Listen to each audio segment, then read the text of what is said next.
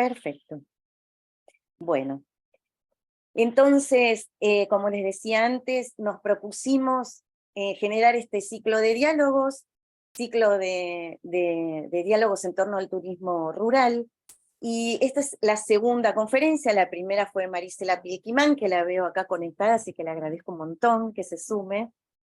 Y hoy tenemos, bueno, el placer de contar con la participación, la presentación del doctor José Francisco Sarmiento Franco, que es ingeniero industrial por el Instituto Tecnológico de Mérida, tiene una maestría en Medio Ambiente y Desarrollo por el Instituto Politécnico Nacional y doctorado en Economía por la Universidad Nacional Autónoma de México, es profesor de Desarrollo Sustentable, Macroeconomía y Desarrollo Regional en la licenciatura y el posgrado del Departamento de Ingeniería Industrial del Instituto Tecnológico de Mérida. En investigación ha participado en estudios sobre economía y ambiente, redes de conocimiento y sustentabilidad, así como también sobre desarrollo comunitario sustentable, incluyendo temas de turismo sustentable. Se han publicado artículos en revistas especializadas y de divulgación, así como también capítulos de libros en colaboración con diversas instituciones académicas. Así que en minutitos más lo escucharemos y le vamos a poner la presentación. Pero antes que eso, bueno, les quiero dar la bienvenida a todos. Gracias por haberse conectado. Los voy a animar a que en el chat se presenten con nombre, lugar de trabajo, lugar de residencia. Que vayan anotando ahí en el chat también los comentarios, las preguntas que tengan, porque luego de la intervención del doctor vamos a dar un espacio para preguntas, para hacer algún comentario, alguna ampliación que quieran hacer respecto a lo trabajado. Y lo que sí les pedimos, por favor, es que mantengan silenciados los micrófonos mientras no los usan. Así que bueno, bienvenidos nuevamente, muchas gracias, y le voy a poner la presentación al doctor Francisco Sarmiento Franco para que inicie su charla. Un segundito.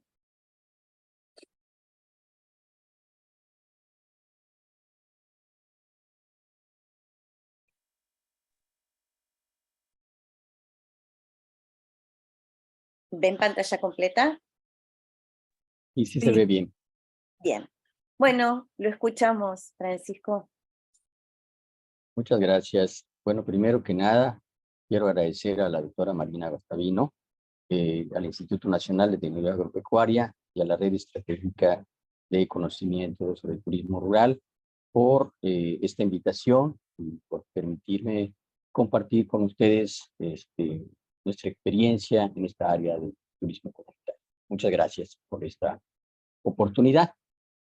Bien, el título de la presentación es Avatares hacia el turismo comunitario sustentable en una comunidad artesanal en el sureste de México. Y bueno, lo que intento presentarles aquí es un resumen de una experiencia de investigación que tenemos aquí en la ciudad de Mérida, Yucatán, México. Es una ciudad ubicada en el sureste del país. La siguiente, por favor.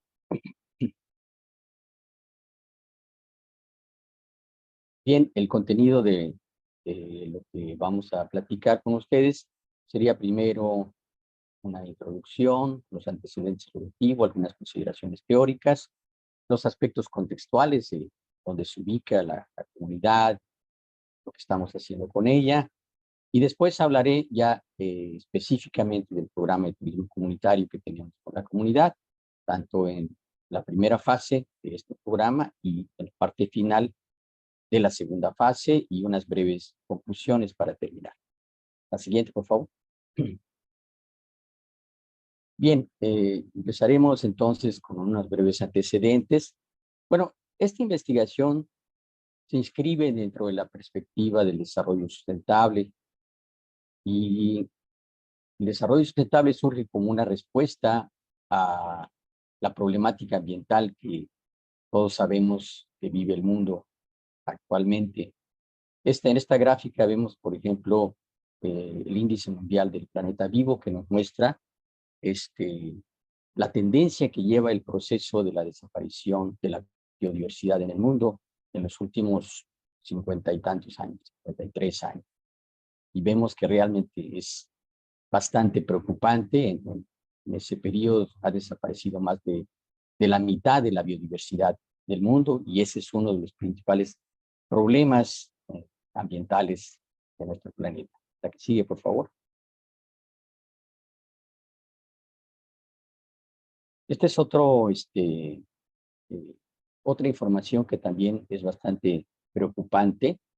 Se trata de las proyecciones de las tendencias mundiales en el logro de determinadas metas de los Objetivos de Desarrollo Sostenible y los objetivos ambientales convenidos internacionalmente.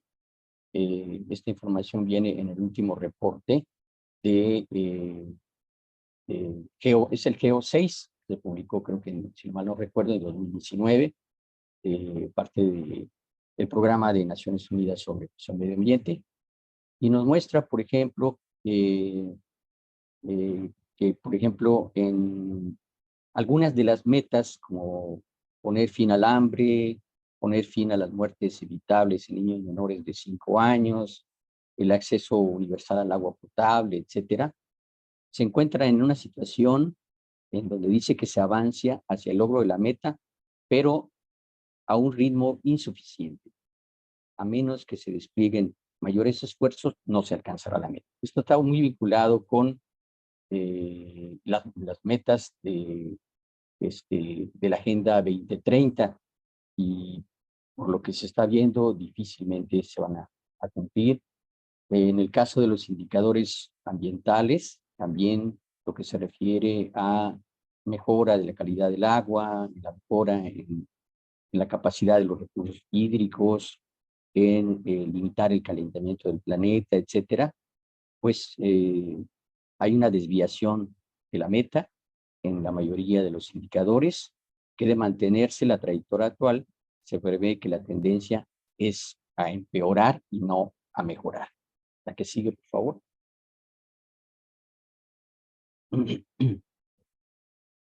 En ese sentido, entonces, es importante analizar nuestra conducta como especie en el planeta. Uno de los ámbitos que favorecen, que propician esta situación que nos describen los datos anteriores, pues es a través de la actividad económica. Y una de las principales ramas de esta actividad económica en el mundo es el turismo. Entonces, vale la pena considerar esta información. En la actualidad, el turismo mundial se ha colocado como una de las industrias más contaminantes, con emisiones globales de efecto invernadero del 8%. En 2013, el sector ha producido 4.500 millones de toneladas métricas de dióxido de carbono, 4 veces más de lo previsto. Y bueno, esto nos muestra que la huella del carbono del turismo aumentará para el 2015, estos son datos del 2013, rebasando los 6.500 millones de toneladas métricas. El 12% de esa información corresponde a los viajes aéreos, pero también están otras áreas del turismo relacionado con la infraestructura, con los alimentos, las bebidas, etcétera, ¿no? Entonces, esto nos muestra que el turismo dominante en el mundo tiene una huella ambiental altamente preocupante. La que sigue, por favor. En ese sentido, entonces, se han planteado en diferentes partes del mundo formas de realizar el turismo, digamos, más sustentables. Hay varias opciones que se han desarrollado en diferentes partes del mundo y que diferentes autores han analizado, como por ejemplo el ecoturismo, el turismo comunitario, el turismo rural, etcétera.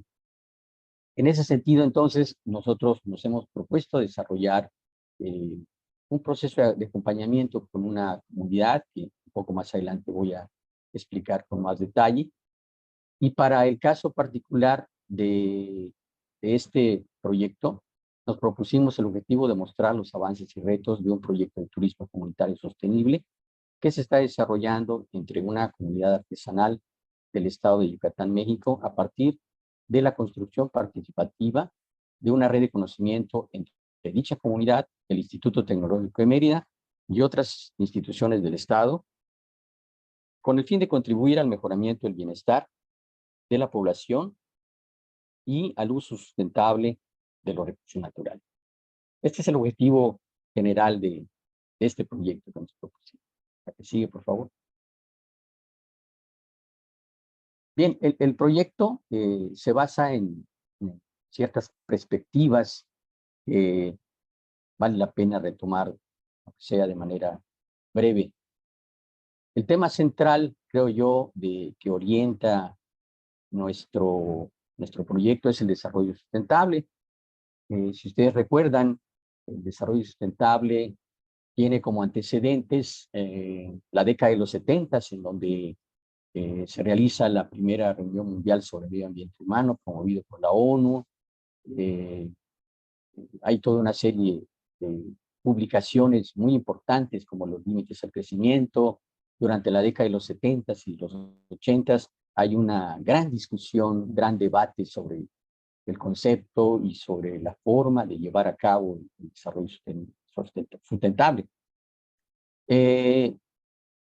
Al final de cuentas, a fines de los 80 se publica el informe Brundtland, en donde se propone el concepto de desarrollo sustentable a partir de una reflexión, de una crítica al modelo de desarrollo dominante en el mundo, que con el énfasis que pone en la cuestión económica, dominado por la racionalidad económica, pues deja de lado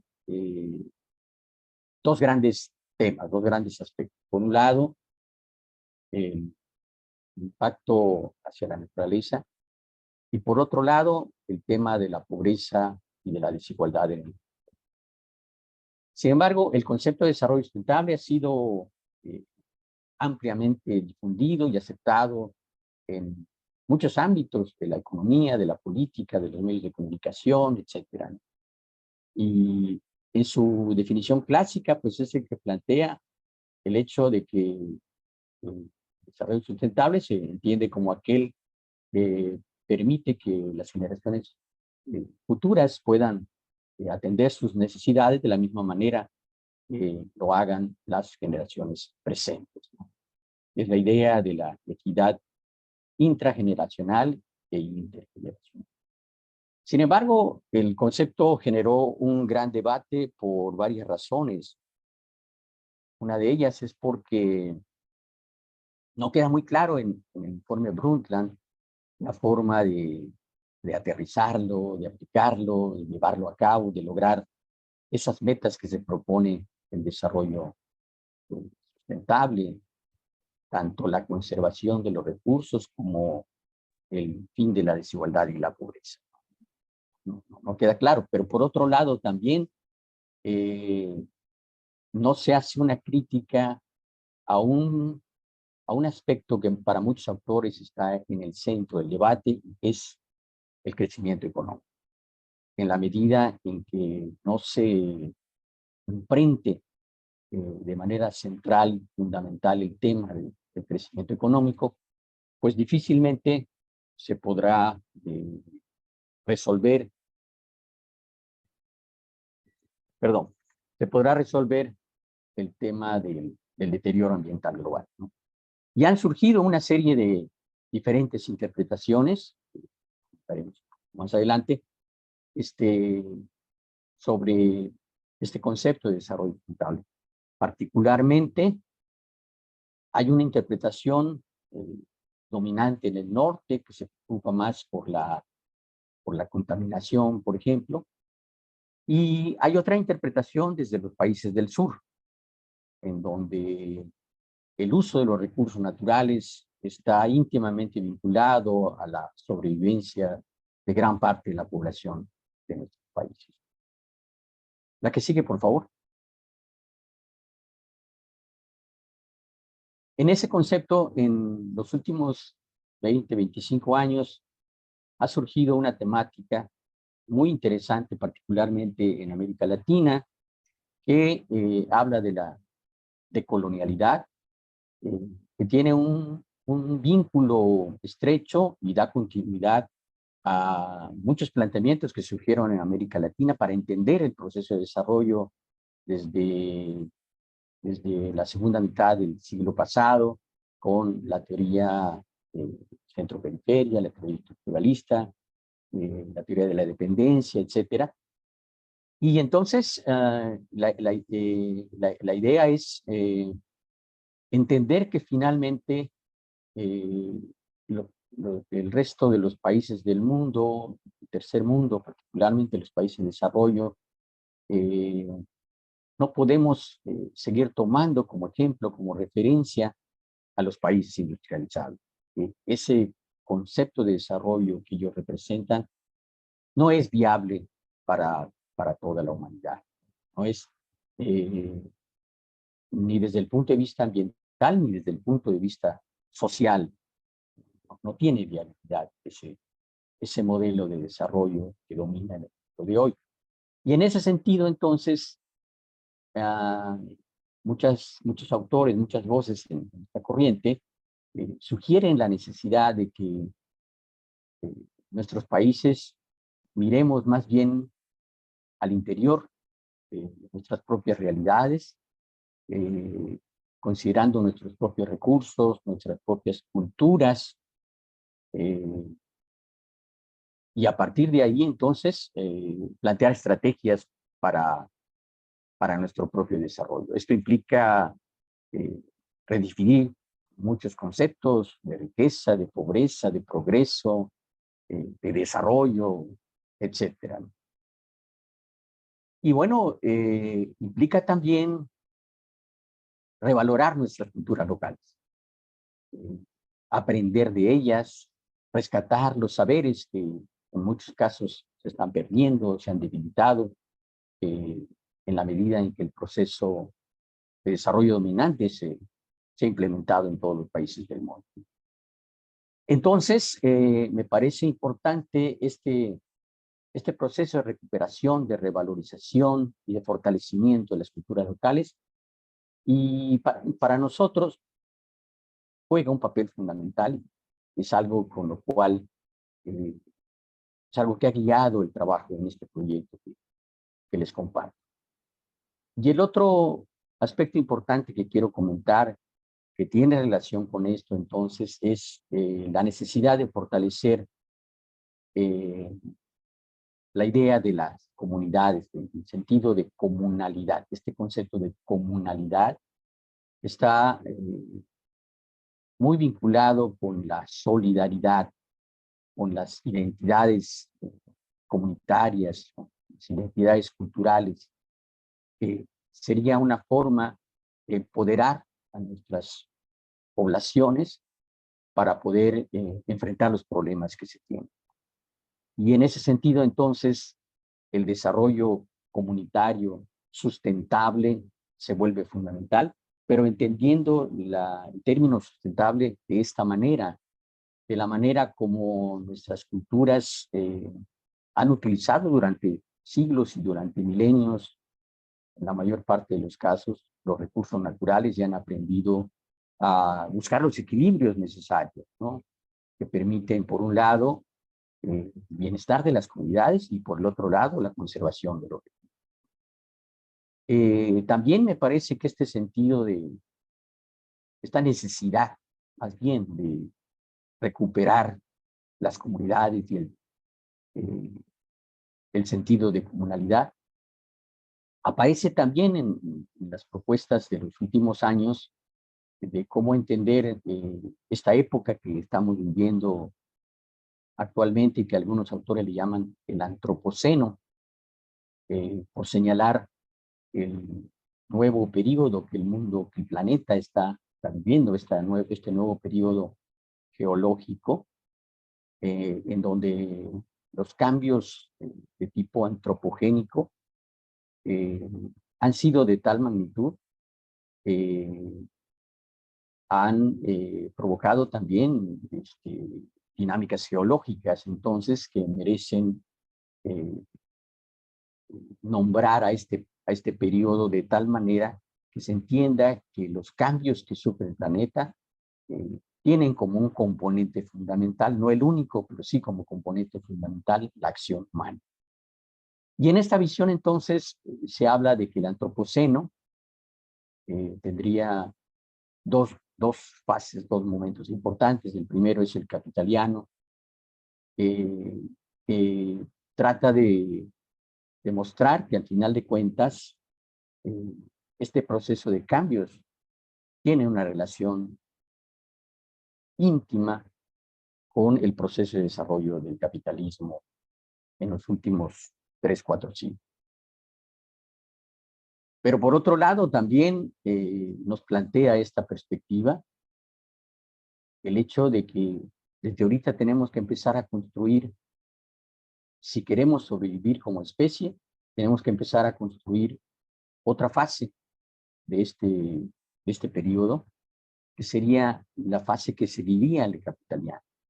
La idea es detener este proceso del capitaliano y empezar a construir una nueva comunidad universal, que sería el comuniano, en donde los valores y las prácticas que nos definan como especie serían muy diferentes y tendrían un vínculo con estos saberes locales, con el buen vivir y con la recuperación de las culturas locales.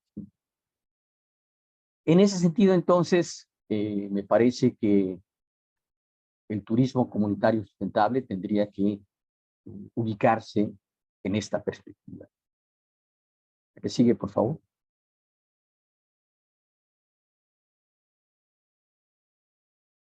Otro aspecto importante que voy a tratar de mencionar rápidamente es el tema de redes de conocimiento, que está muy vinculado al proyecto que les estoy compartiendo. Por un lado, también seguramente todos estamos de acuerdo en que la innovación tecnológica hoy día es un proceso fundamental con el que vivimos todos los días. Damos cuenta de los cambios tan importantes y tan rápidos que se están generando en la economía y que llegan a nuestra vida cotidiana.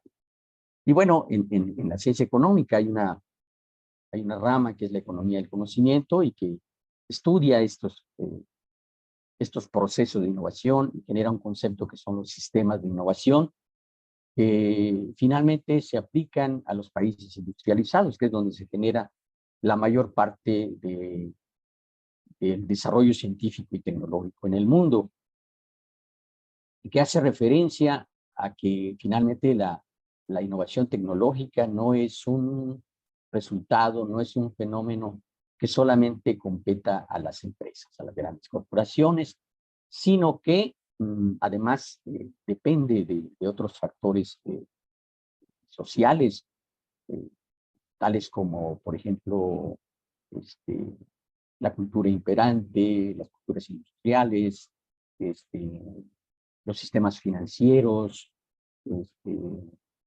la educación básica, la educación superior, eh, las políticas públicas, etcétera, etcétera. Entonces, todo esto constituye los sistemas de innovación que han permitido entonces este vínculo importante entre las empresas, las universidades, los centros de investigación, entidades gubernamentales, etcétera, etcétera, que al final de cuentas permiten esta rapidez de los procesos de innovación tecnológica.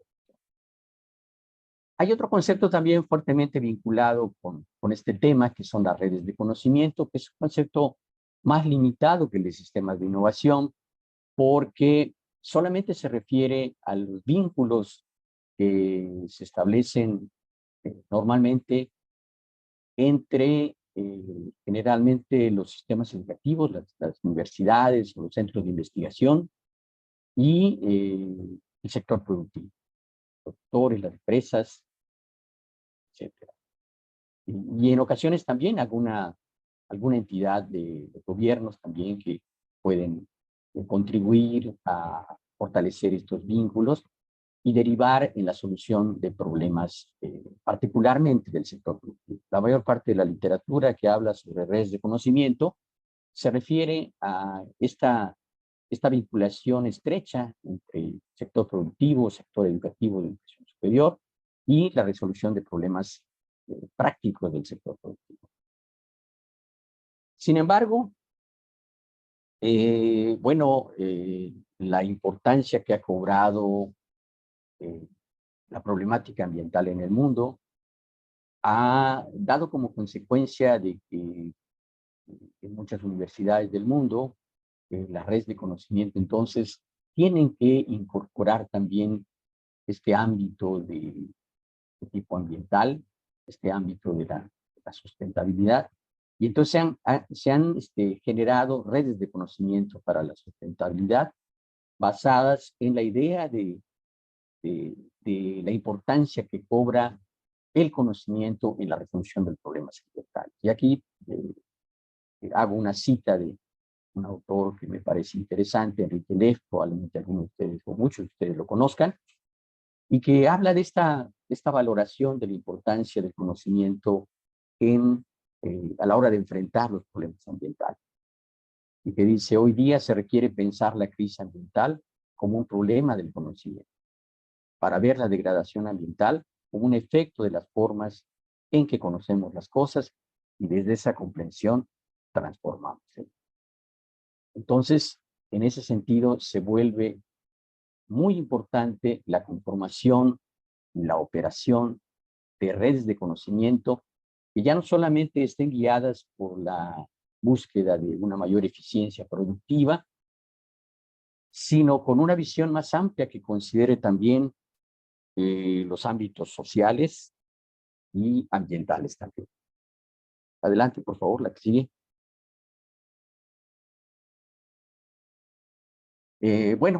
Mencionaré ahorita algunos aspectos contextuales también para que ustedes comprendan mejor la ubicación de este proyecto, ¿no?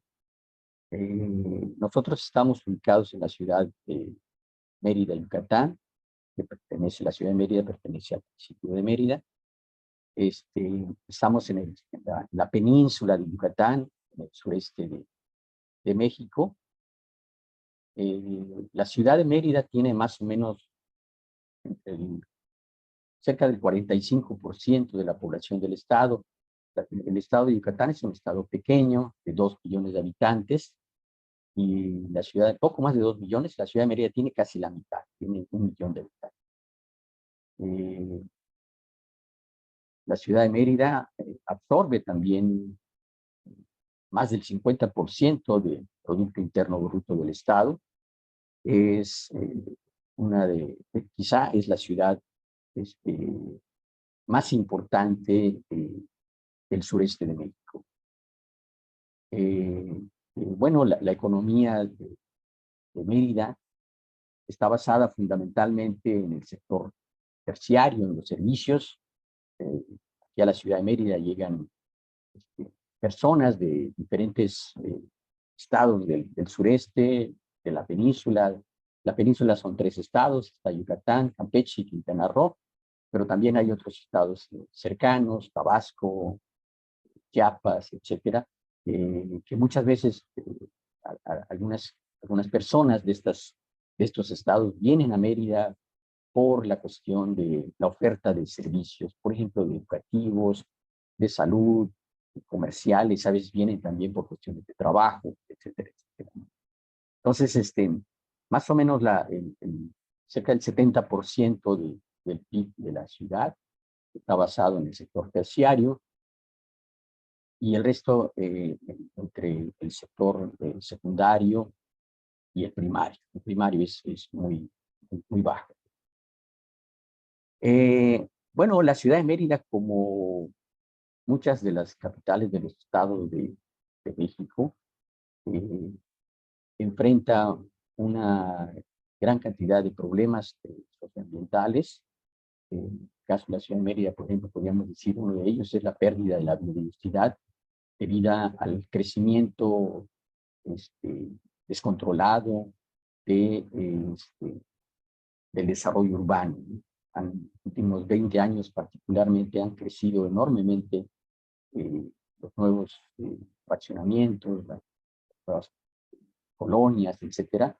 Y todo esto, vaya, sin un control adecuado, ¿no? Entonces, tenemos problemas serios, por ejemplo, también con el agua, a pesar de que la península de Yucatán tiene la reserva más importante de agua de todo el país, de agua subterránea, pero en las últimas décadas, a medida en que se fortalece el proceso de desarrollo urbano y hay un crecimiento económico importante, pues entonces ha habido también un proceso de contaminación muy importante del manto freático. Y bueno, en este contexto también quiero decirles que la ciudad de Mérida tiene 47 comisarías y subcomisarías, que son pequeños poblados rurales fundamentalmente. Ahorita son semiurbanos porque la ciudad de Mérida los ha estado absorbiendo, algunos de ellos, otros todavía no, pero en su gran mayoría son pueblos y comunidades bastante descuidadas.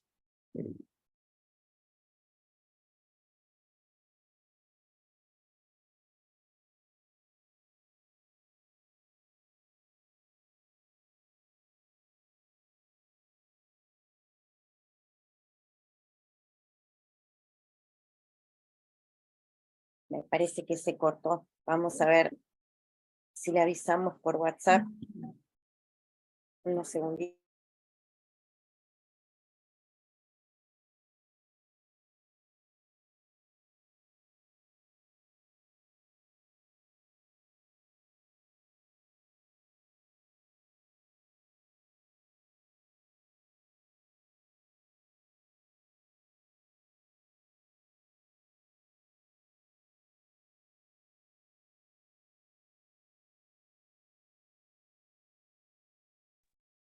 Me parece que tiene problemas de internet porque tampoco le llevan el WhatsApp.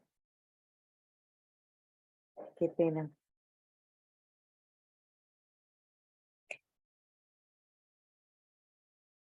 Esperemos se pueda volver a conectar. Esperemos que sí.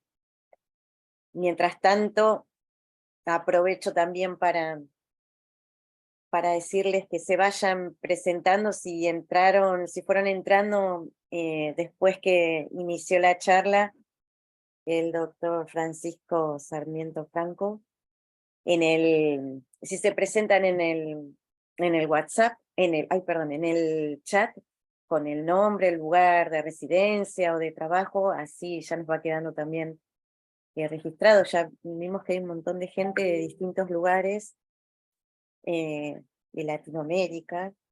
Perdió la señal. No, perdón, perdió la señal.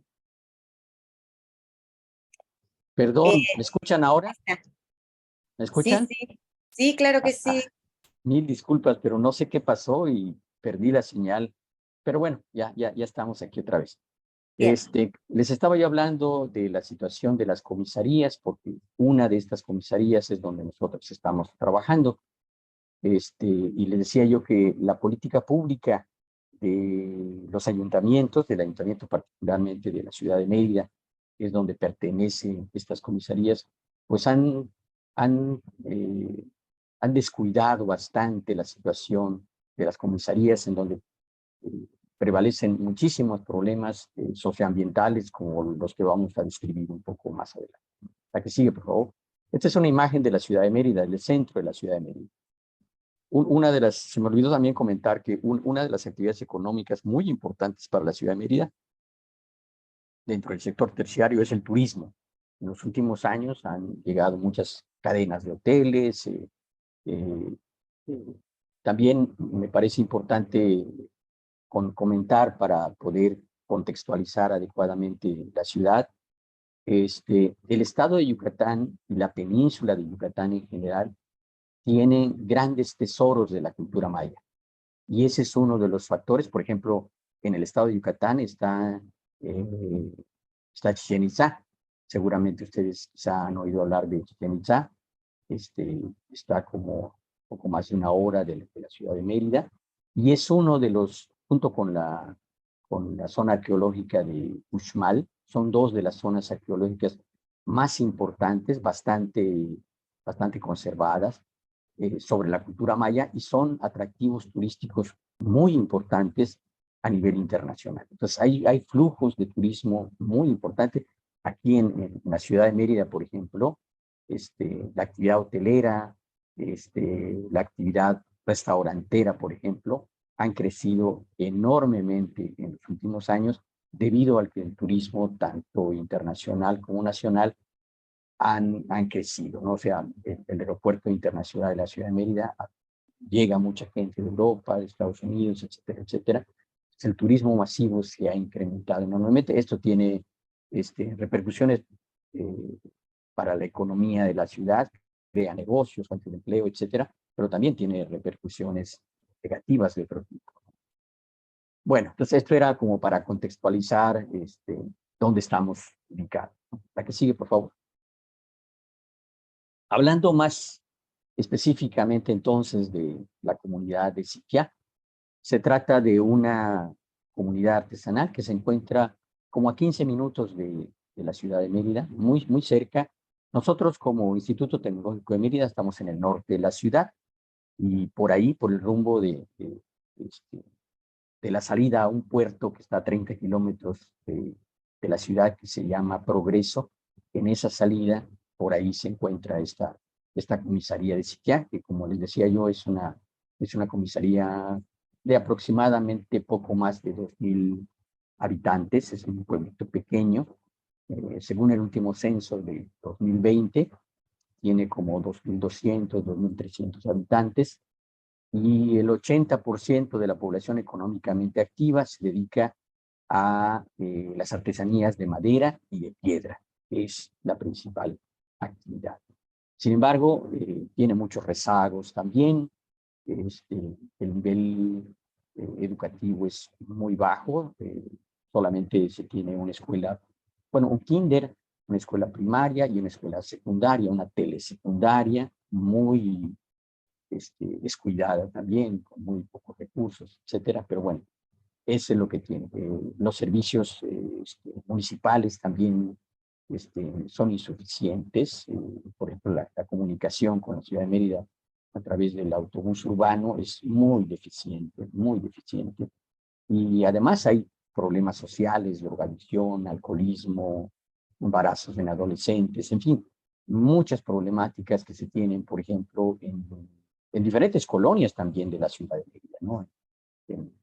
En las zonas marginadas de la ciudad de Mérida se tienen problemas muy parecidos a los que enfrentan las comisarías, como por ejemplo es el caso de la comunidad de Siquiá. Aunque debo decir también que la comunidad de Siquiá no es de las que estén en peores condiciones de estas 47 que les comentaba yo, porque la actividad artesanal ha permitido mantener un cierto nivel de ingreso que ubica a la comunidad de Siquiá de una manera intermedia, ¿no? No es de las más ricas, de las mejores posicionadas, pero tampoco está dentro de los rangos más bajos. En términos generales, digamos, esta sería la situación que ahorita vamos a ir describiendo con más detalle. La que sigue, por favor. Les decía yo que en el ámbito económico, bueno, pues la principal actividad es la artesanal. Aquí vemos en estas imágenes la artesanía de madera. De las dos actividades, la de madera y la de piedra, en términos económicos es más importante la actividad de piedra. Los talleres son más grandes, se han vinculado más a la industria de la construcción, que es una de las industrias fuertes aquí en Yucatán y en Mérida, ¿no? Entonces ellos han logrado vínculos muy importantes con la industria de la construcción, aunque eso ha tenido también implicaciones en el desarrollo de la propia actividad artesanal, porque entonces muchos de esos talleres se han orientado más a una producción semi-industrial, casi industrial, y han dejado de lado entonces la producción artesanal, ¿no? Esto les ha generado mejores ingresos, pero entonces la parte artesanal se ha visto debilitada. La que sigue, por favor. Aquí vemos dos imágenes. A la izquierda está un taller de piedra.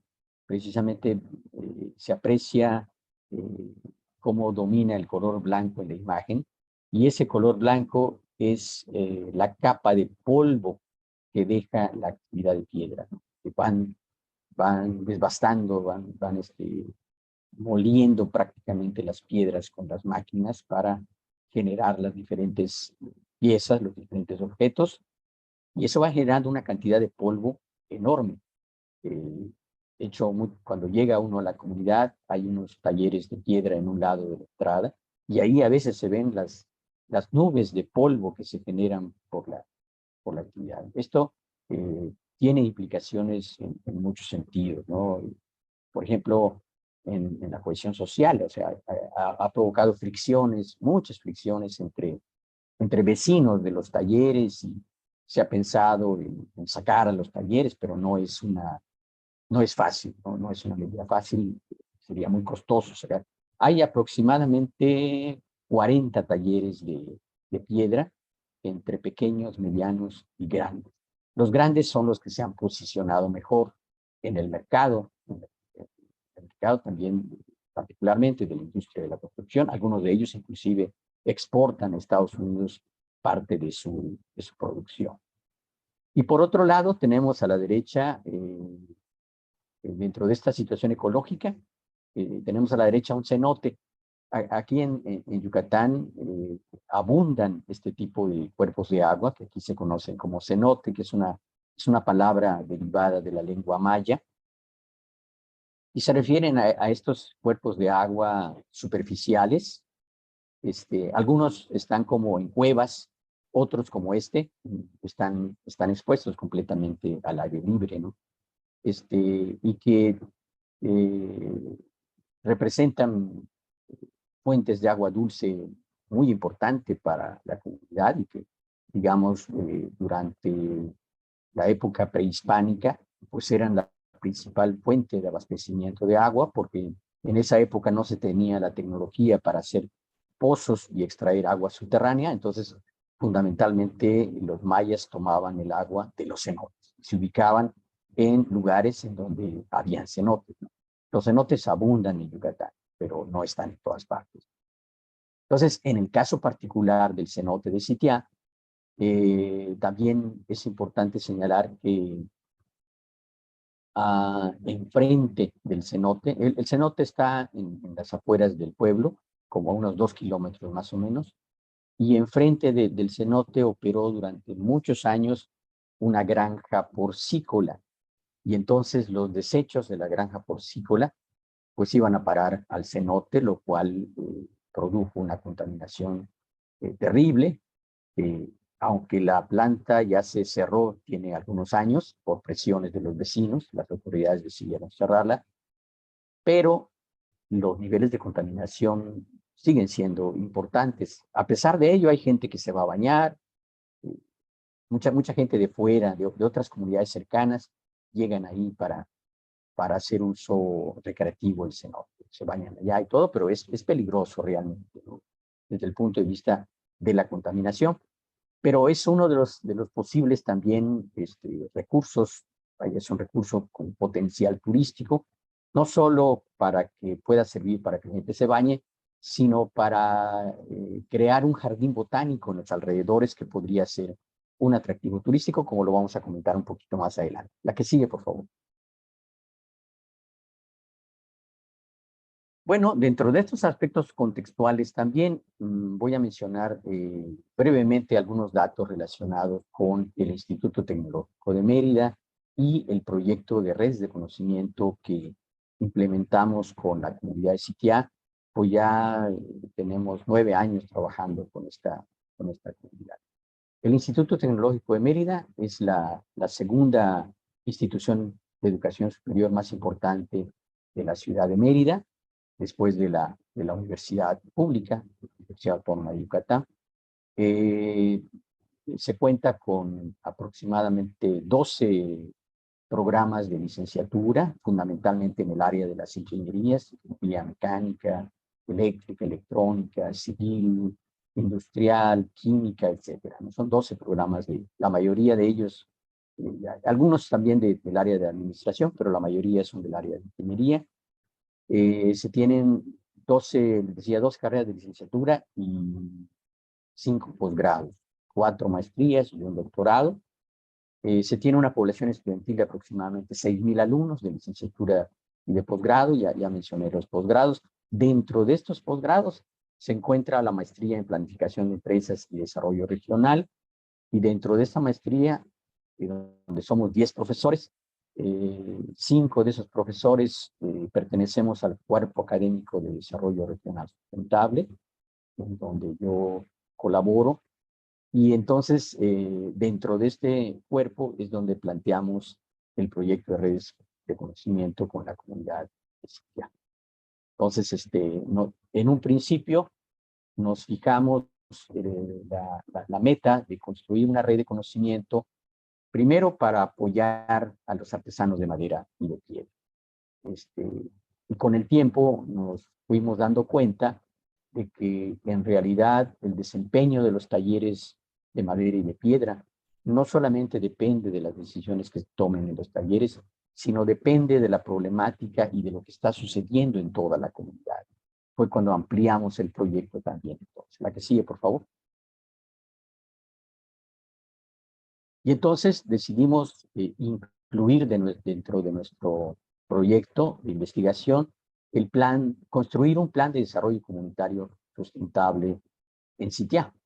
Y uno de los criterios fundamentales para construir este plan de desarrollo comunitario, pues es la participación de la gente, ¿no? Aquí en México, los procesos de planificación del desarrollo, hay una ley de planeación del desarrollo en México que obliga a las autoridades a hacer planes de desarrollo, pero fundamentalmente son en los niveles federal, de todo el país, estatal, de cada entidad, y municipal, de cada municipio. Las autoridades tienen la obligación al inicio de su gestión de hacer un plan de desarrollo, pero eso no aplica para el caso de las pequeñas comunidades, en donde prácticamente reciben lo que las autoridades municipales consideren, ¿no? Deciden, es donde se decide. Y entonces nosotros pensamos que era conveniente construir con la propia comunidad un plan de desarrollo en donde ellos decidieran hacia dónde orientar el proceso de desarrollo, decidieran enfrentar los problemas que ellos sentían que tenían. Entonces, la orientación también de este plan de desarrollo, pues, era desde la perspectiva de la sustentabilidad, y enfocamos el proyecto desde los ejes económico, social y ambiental. De este plan de desarrollo comunitario surgieron ejes estratégicos y proyectos prioritarios. Dentro de estos proyectos prioritarios, por ejemplo, surgió uno que era el de posicionar a la comunidad de Sitia como un destino turístico. La que sigue, por favor.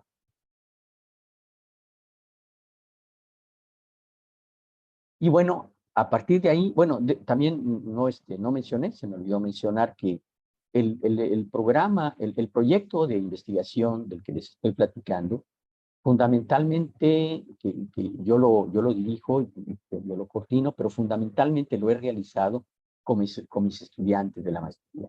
Entonces, actualmente llevo cerca de 10 tesis dirigidas sobre diferentes aspectos del proyecto. Empezamos, como les decía hace un momento, con el trabajo con las 2 ramas artesanales de madera y de piedra, y se hizo en las primeras tesis un diagnóstico. Identificamos los principales problemas que enfrentan los talleres artesanales en el ámbito económico, social y ecológico.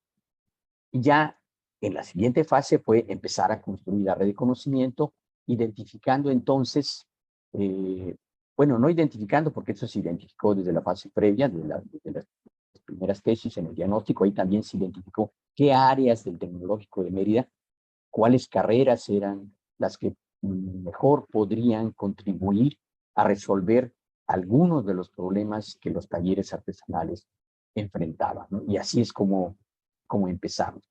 Pero ya en el programa de turismo comunitario nos enfrentamos este problema, considerando la falta de diversificación de la actividad productiva en Sitiá, los problemas de comercialización que tienen muchos de los talleres artesanales de la comunidad, los problemas ambientales existentes, como los que les platiqué hace un momento, y también el debilitamiento de la identidad cultural y del sentido de comunidad. Entonces, el fomento del turismo comunitario sustentable podría contribuir a mejorar el bienestar de la población y el uso de los recursos naturales de la comunidad. También debo de recalcar que dentro de la problemática identificada en la comunidad, uno de los problemas serios, uno de los problemas importantes, es el exacerbado individualismo imperante en la comunidad. Nada más para que tengan una idea, esto repercute en la dificultad de los procesos organizativos. Solamente los artesanos de madera tienen una pequeña organización. Los artesanos de madera son aproximadamente 25 talleres de madera y tienen una organización que es una asociación de artesanos de madera torneada, que empezó con 12, 13 talleres asociados hace varios años, y con el tiempo se fueron saliendo la mayoría de ellos. Hoy la asociación tiene 6 o 7 talleres, es lo que ha quedado. Esto nos habla un poco de la dificultad que tienen ellos para trabajar de manera colaborativa, ¿no? También iniciaron hace muchos años con una cooperativa donde trabajaban varios socios que finalmente se separaron de la cooperativa y crearon sus propios talleres. Entonces, el tema de las cooperativas es muy, muy débil, que nosotros estamos tratando de rescatarlo, lo voy a comentar un poquito más adelante también, pero nos habla de como les decía yo, de este enorme debilitamiento de la cohesión social, de este exacerbado individualismo, ¿no? En donde me parece que la cuestión ideológica del modelo de desarrollo dominante me parece que tiene una cuota de responsabilidad importante que habría que analizar. La que sigue, por favor. Bueno, este es un poco un esquema que probablemente no lo alcancen a distinguir, están las letras muy pequeñitas, de la parte metodológica del programa de turismo. Debo decirles también que derivado del plan de desarrollo comunitario y de la identificación de que el fomento del turismo es una situación muy vinculada al desarrollo de la actividad artesanal, a la comunidad llegan las personas de fuera fundamentalmente para comprar artesanías. Entonces el turismo en Sitiá es un turismo fundamentalmente orientado hacia la compra de artesanías, hacia la actividad artesanal.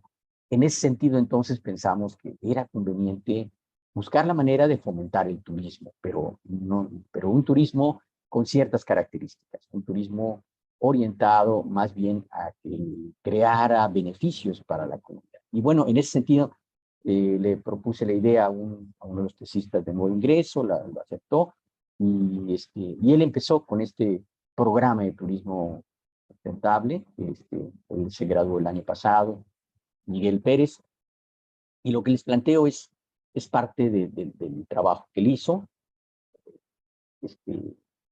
Me tocó dirigir también esta tesis, donde se ven aquí en la figura las fases, las etapas y las acciones, ¿no? La fase 1 es la fase de prospección, la fase 2 es la fase de diagnóstico y la 3 la de formulación e implementación. En las etapas, la etapa 1 es la propuesta, organización y definición de actores claves. La 2 es la prospección de la situación turística del territorio.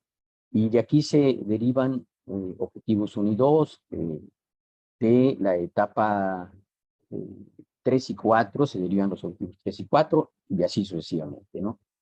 No lo voy a leer todo, pero les doy una idea más o menos de la organización de esta figura que nos muestra la parte metodológica, ¿no?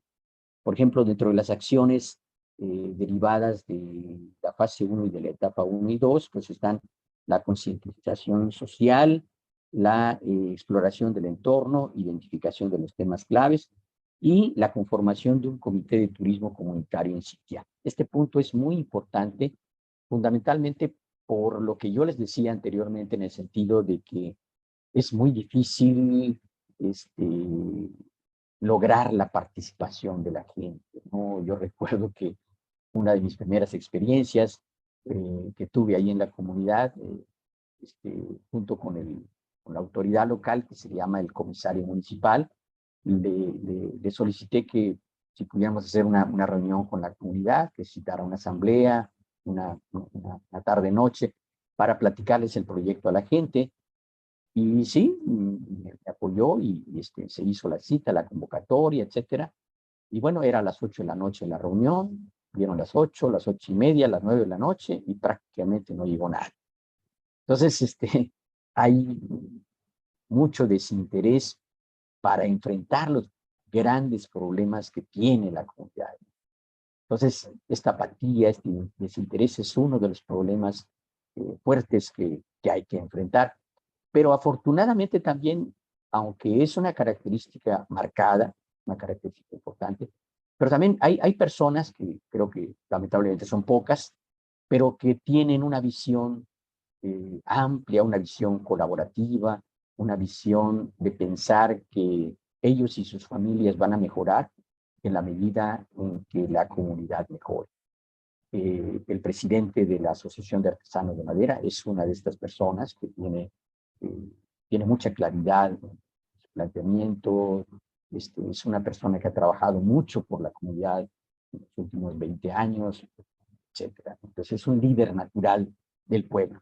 Y así como él, hay otras personas también que tienen esta visión de contribuir a resolver los problemas de la comunidad. Por cierto, hay algunos avecindados de fuera, gente que ha llegado a vivir ahí, que son de otras partes del país, o a veces del extranjero. Por cierto, ahorita me acuerdo de una de esas personas notables que colabora mucho, que es muy participativo, don Manuel se llama, es de origen argentino. Él llegó a México hace 10 años, se casó con una mujer mexicana y se quedó a vivir en México. Y primero vivió en el estado de Puebla y luego llegó a Yucatán y vive ahí en esa comunidad. Y es una persona muy colaborativa, muy participativa.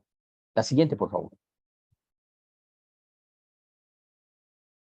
Bueno, parte de la metodología, una parte muy importante de la metodología que se ha estado utilizando en el programa de turismo comunitario sustentable de Siquia es la propuesta de la investigación-acción participativa, que seguramente muchos de ustedes han oído hablar de ella o la conocen bien, y que promueve que los procesos de investigación de las instituciones académicas pues rompan con el esquema tradicional de llegar a una comunidad, tomar datos y con ellos publicar un artículo o un libro, ¿no? Y generalmente las comunidades no reciben ningún beneficio.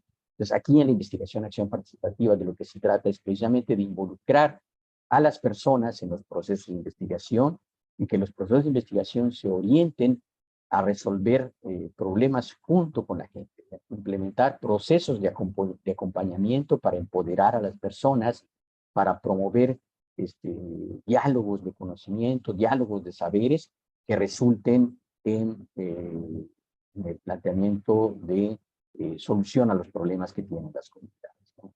En este caso particular de este programa de turismo comunitario, pues se utilizaron como instrumento la observación participante, el árbol de problema, la matriz FODA y las entrevistas semiestructuradas. Perdón. Y bueno, como les decía yo hace un momento, una actividad previa importante fue la conformación del Comité de Turismo Comunitario. La que sigue, por favor.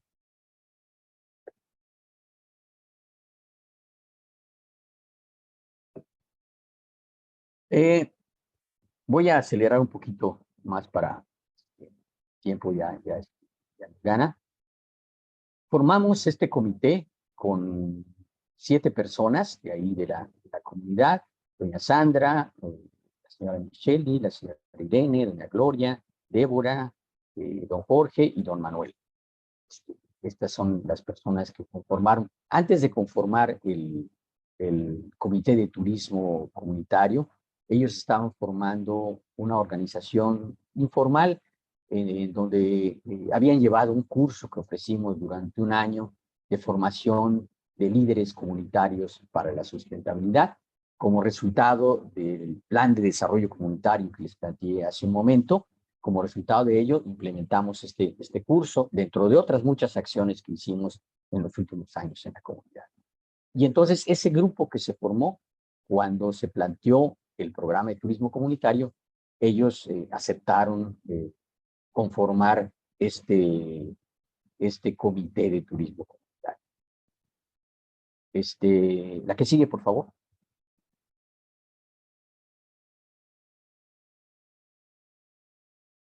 Bueno, este es un árbol de problemas, uno de los instrumentos que se utilizaron para abordar algunos de los problemas que tiene la comunidad, como un ejercicio académico. Todo esto se hizo con ese grupo que les he estado platicando y se hizo prácticamente desde el inicio de la pandemia. Solamente suspendimos la relación con ellos algunos meses, el primer semestre del inicio de la pandemia, pero ya después, debido a que mi estudiante pues tenía que avanzar porque las actividades académicas no se detuvieron, entonces empezamos a trabajar con ellos afortunadamente en línea, ellos aceptaron y estuvimos trabajando como un año así en línea y después ya empezamos a retomar un poco a poco las actividades presenciales con ellos, ¿no? Pero gran parte de este trabajo se hizo en línea. Y bueno, uno de los problemas que se analizaron con este instrumento del árbol de problemas fue el deterioro de la imagen urbana de Sitiá y la falta de unidad comunitaria, y bueno, pues se siguió la metodología del árbol de problemas. En la parte de arriba se ponen las formas, las manifestaciones de la problemática, por ejemplo, el aumento de la desunión comunitaria, aumento de problemas de salud, la reducción de la calidad de vida, disminución de las ventas, poco flujo de visitantes, etcétera, etcétera. Y en la parte de abajo, pues las causas de esta. A veces es difícil distinguir los efectos de las causas, porque algunos son al mismo tiempo causas y efectos de los problemas. La que sigue, por favor. Doctor, 5 minutitos más, ¿puede ser? 5, Ok, no sé cuánto muy le bien. queda. Vamos a ir un poco más rápido. Adelante, por favor. Bueno, dentro de los recursos turísticos identificados, se utilizaron varias metodologías que vienen en las tesis de estos chicos. Ahorita estoy hablando de la tesis de Miguel Pérez. Hay una metodología en donde se van categorizando los diferentes recursos turísticos. Entonces se encontraron estos recursos que se califican del 1 al 5 y que se refieren a recursos sin características relevantes, recursos complementarios, recursos únicos en la localidad, recursos únicos en la jurisdicción subnacional.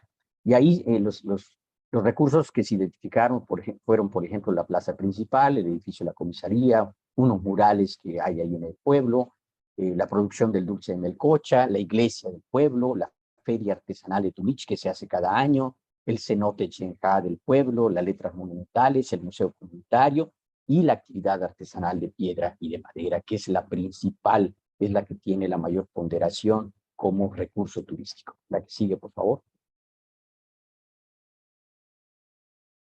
Y bueno, a partir de ello se hizo un análisis PODA para identificar las fortalezas, oportunidades, debilidades y amenazas para el turismo. Y bueno, aquí están algunas, no las voy a leer todas, pero fortalezas de Sitiá frente al turismo, la tradición artesanal, la cercanía a Mérida, un entorno tranquilo como pueblo, la conservación de muchas tradiciones, etcétera. La que sigue, por favor. En las oportunidades, el aumento de los viajes locales, el aprovechamiento de los nómadas digitales, la cercanía con las playas, la seguridad del Estado. A pesar de la enorme violencia de México que se ha desatado en los últimos 20 años, quizá Yucatán es uno de los estados más tranquilos del país. La que sigue, por favor. Las debilidades, falta de infraestructura urbana, transporte público deficiente, problemas de tráfico, mucho ruido en la comunidad generado por los talleres y por empresas cercanas, etcétera. La que sigue, por favor. Las amenazas, pérdida de recursos, la falta de tierras. Sitiá era un ejido hace 50 años que tenía cerca de 1000 hectáreas. De esas 1000 hectáreas se han perdido la enorme mayoría. Hoy día quedan como unas 15 hectáreas prácticamente que son de tierras comunes. El cambio de uso del suelo por la construcción de fraccionamientos, servicios urbanos deficientes, el aumento de los fraccionamientos en los alrededores, etcétera, son amenazas importantes para el desarrollo de la comunidad. La que sigue, por favor.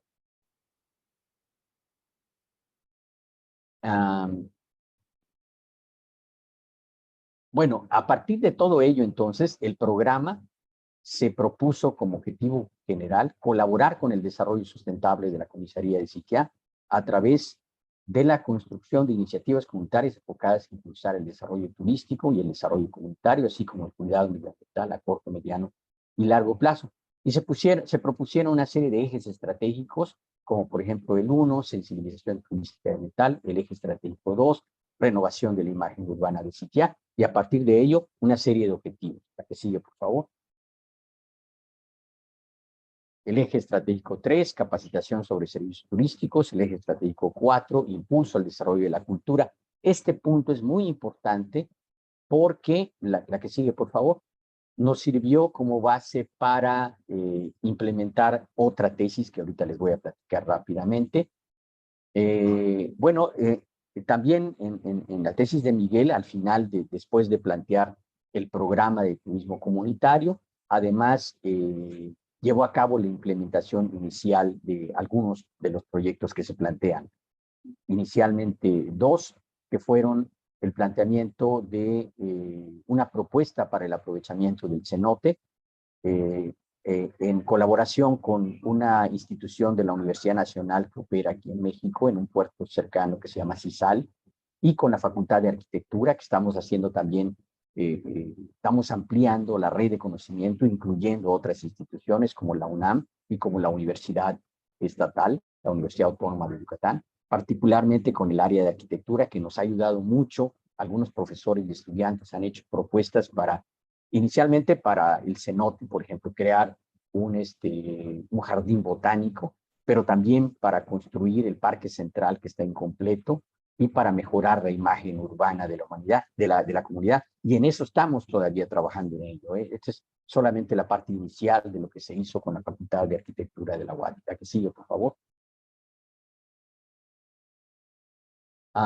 Bueno, a partir de este tema que les decía yo de la importancia de la cultura que se deriva del programa de turismo comunitario, entonces se planteó una segunda fase. Está desarrollando una tesista mía que se llama Vianey López, que está terminando ahorita la tesis, y se planteó el desarrollo del turismo comunitario por medio del impulso a la cultura en la Comisaría de Sitiá en el periodo 2021-2023, con el objetivo de contribuir al desarrollo de la cultura en la comunidad de Sitiá para impulsarla a ser un destino turístico, cultural y sustentable, fortaleciendo la identidad comunitaria, la preservación de las tradiciones y mejorando la calidad de vida. La que sigue, por favor. Este es el proyecto que estamos haciendo ahorita, derivado de este planteamiento de cultura, turismo y sustentabilidad. Bueno, ella está atendiendo 5 ámbitos, 5 objetivos particulares, uno relacionado con la identidad cultural, otro con el plan de mejora del museo comunitario, otro el fortalecimiento de la actividad artesanal, porque es base de los atractivos del turismo, el rescate de las tradiciones de Sitiá y conocer la percepción comunitaria que la gente del pueblo tiene sobre su cenote y cómo lo vincula como un recurso natural y como un recurso turístico. La que sigue, por favor.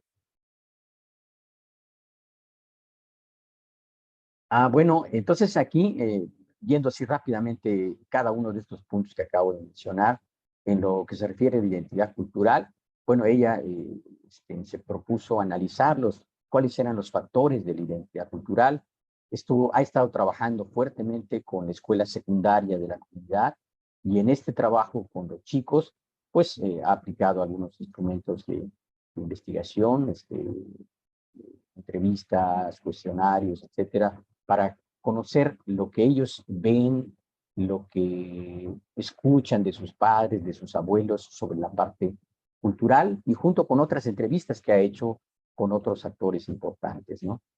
Y bueno, también está el tema del debilitamiento del sentido de comunalidad en el pueblo y cómo se refleja en el caso, por ejemplo, tanto de los jóvenes como de los artesanos, ¿no?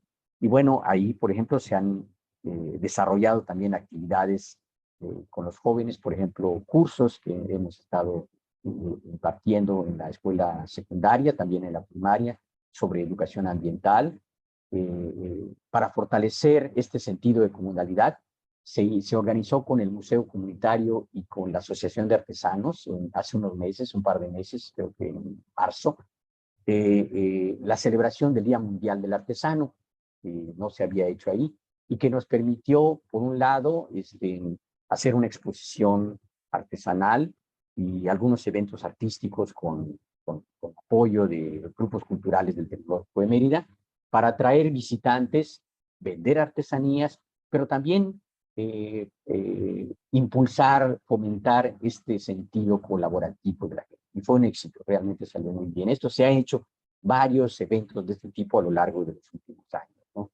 Y finalmente, estos eventos también promueven las redes de conocimiento porque participan diferentes entidades, instituciones. Por ejemplo, hay una institución que es una red de museos comunitarios del estado de Yucatán que pertenecen a una red nacional y que pertenecen a una red internacional y que cobijan y ayudan mucho al Museo de Sitián. La que sigue, por favor.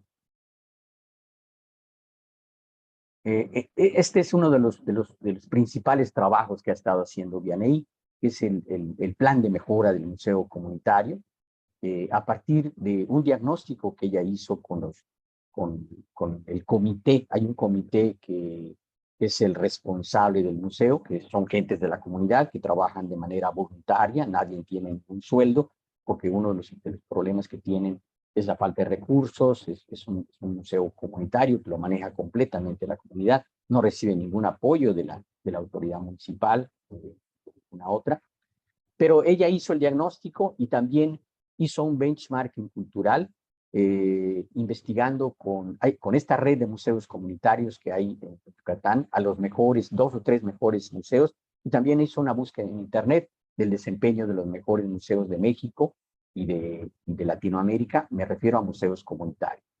Y con eso entonces se construyó la propuesta del plan, junto con la gente, ¿no? Un poco preguntándole sus sueños, sus miedos, y con ello elaboró una matriz FODA y, derivado de la matriz FODA, una matriz con las estrategias para mejorar, entonces, para elaborar el plan de mejora, las estrategias derivadas de la matriz FODA. ¿La que sigue, por favor? Bueno, ya no me da tiempo de abundar mucho sobre estos otros aspectos, pero si gustan nos vamos a la última para comentarles ya las conclusiones. La última, por favor.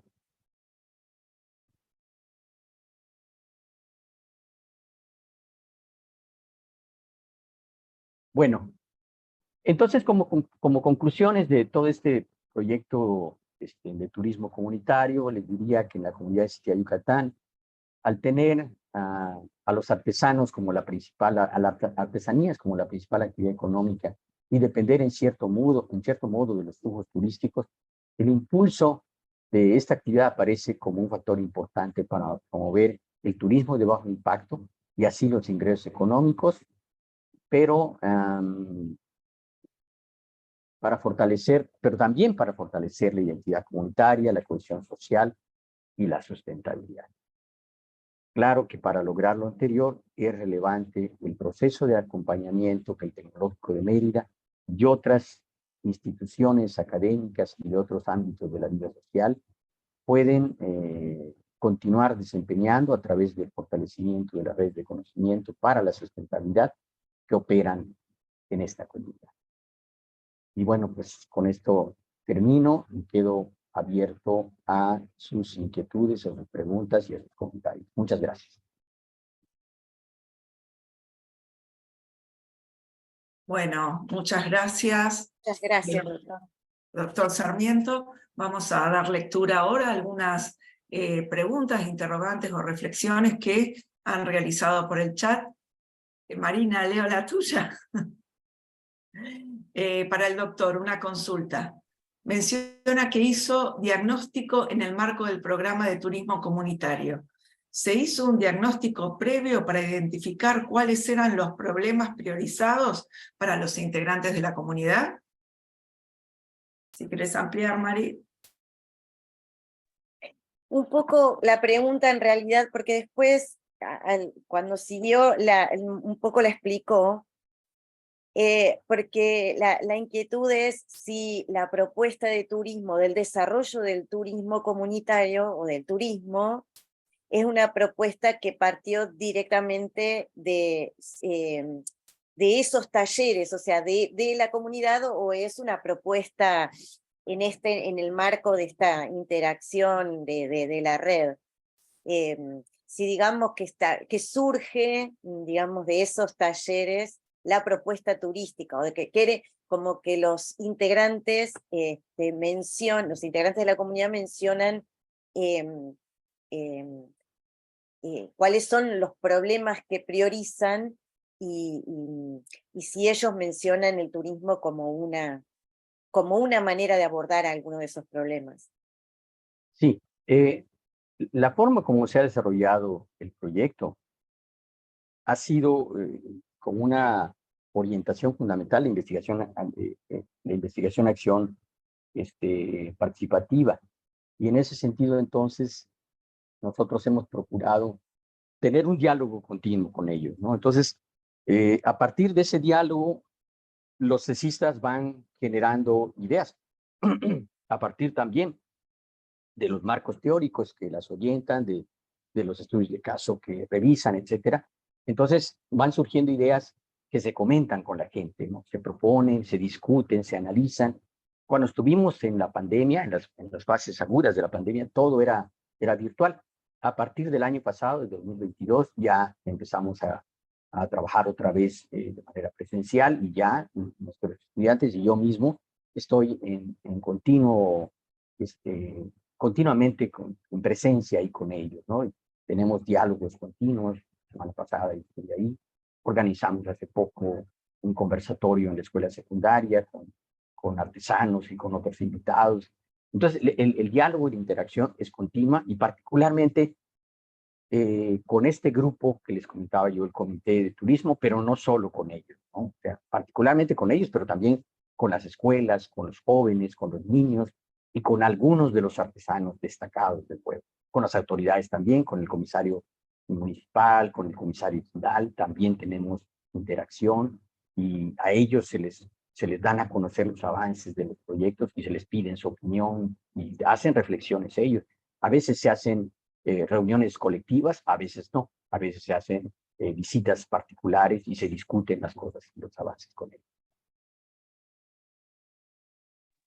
Muchas gracias. Sí. Bueno, buenas tardes. Para continuar, a ver, con las preguntas o los aportes, Jessit Cruz pregunta, o bueno, le gustaría saber en realidad si es posible compartir la tesis del programa de turismo comunitario sustentable de CITSIA. Con mucho gusto, con mucho gusto. Yo se lo puedo mandar a la doctora Marina y ella puede compartirlo con quien lo desee, con quien lo necesite. Con mucho gusto, claro que sí. Muchísimas gracias. Bueno, otra de las consultas en el chat para el doctor, si puede comentar las estrategias para convocar a la población para realizar los talleres. Les decía que ese ha sido uno de los problemas más serios del trabajo en la comunidad, ¿no? La participación de la gente. Sin embargo, en los últimos años, a partir de que logramos conformar este grupo de 6, 8 personas que están interesadas verdaderamente por el desarrollo de la comunidad, fundamentalmente trabajamos con ellos. Les digo que no únicamente con ellos, porque hay otros actores de la comunidad que también nos acercamos, que no forman parte de este grupo y que tenemos un trato, una comunicación continua, como por ejemplo las autoridades del pueblo, el comisario ejidal y el comisario municipal, pero también están las escuelas, por ejemplo, ¿no? Las autoridades de las escuelas, los profesores, los niños, los jóvenes, con ellos tenemos un trato continuo y les planteamos los avances de lo que estamos haciendo, les damos pláticas, les mostramos lo que estamos haciendo, y ellos opinan, ellos dicen, ¿no? Las tesistas hacen talleres muy particulares con ellos para conocer las opiniones de los muchachos, etcétera, etcétera. Entonces, no ha sido fácil, definitivamente no ha sido fácil promover la participación de la gente, pero sí lo hemos estado promoviendo, digamos.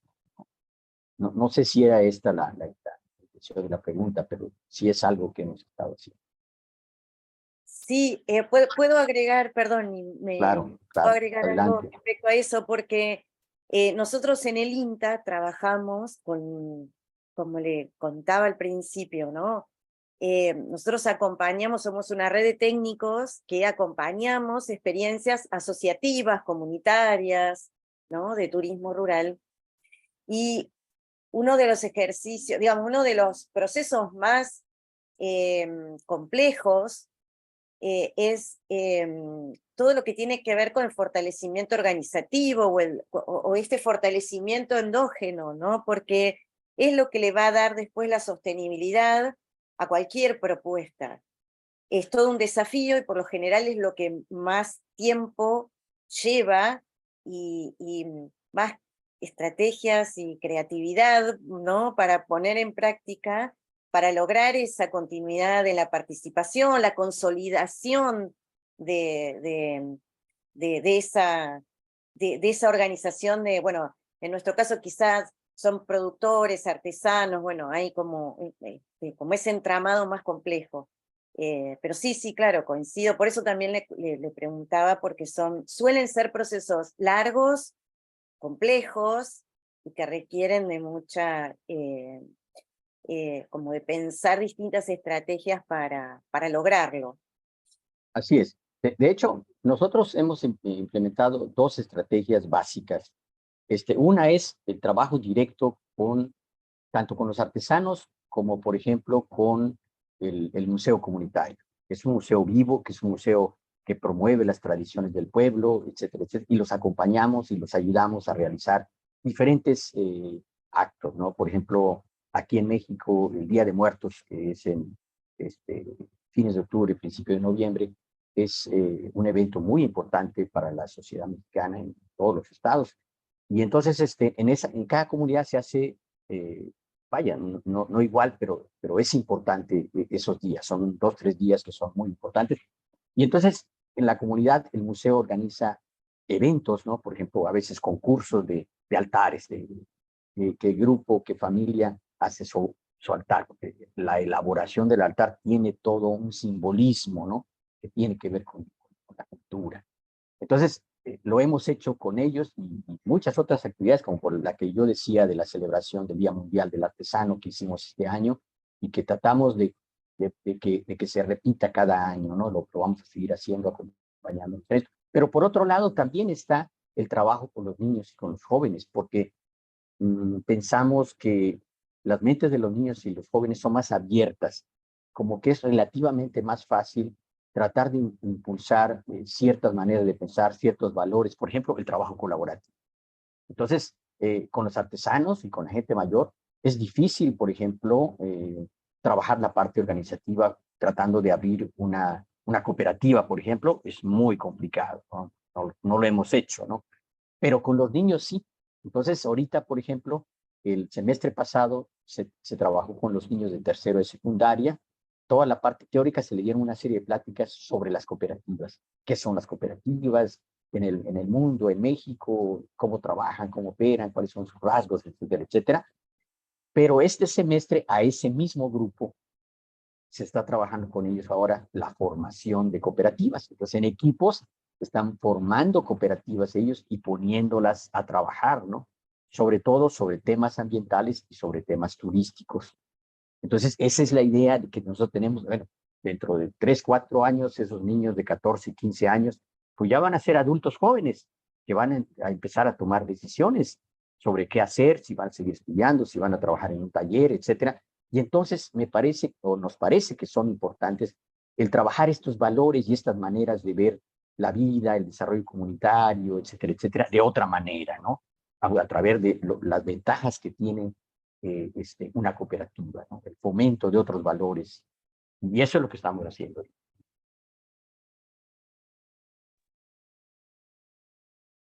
Bien, siguiendo un poco esta línea que nos comenta, doctor, consultan de cómo surge la primera instancia, de dónde nace ese primer acercamiento desde la academia al pueblo.